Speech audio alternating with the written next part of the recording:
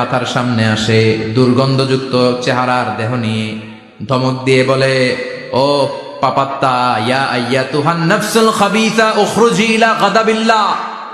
হে পাপাত্তা, আল্লাহর রাগ, ক্রোধ আর গজবের দিকে বের হয়ে আয়। মুমিনের আত্মা বলার সাথে সাথে যেমনি মুমিনের দেহ থেকে বের হয়ে জান্নাতি কাফনের ভেতরে ঢুকে, কাফেরদের আত্মাও কি এরকম তাড়াতাড়ি বেরোতে চায় নাকি? কাফেরদের আত্মা বেরোতে চায় না। ডানে দৌড়, বায়ে দৌড়, সামনে দৌড়, পেছনে দৌড়, আহা দৌড়াদৌড়ি করে। মালাকুল মাউত এটাকে টেনে হিচড়ে, একটা জীবিত ছাগলকে জবেহ না করে, জবাই না করে, তার চামড়া উল্টার দিকে টেনে হিচড়ে বের করলে ছাগলটা যত কষ্ট পায়, এর সে কমসে কম 70 গুণ বেশি কষ্ট দিয়ে কাফের মুশরিক আর গাদ্দারদের রূহ কবজ করা হয়। আল্লাহ, এই পরিস্থিতি থেকে তুমি আমাদের বাঁচাও।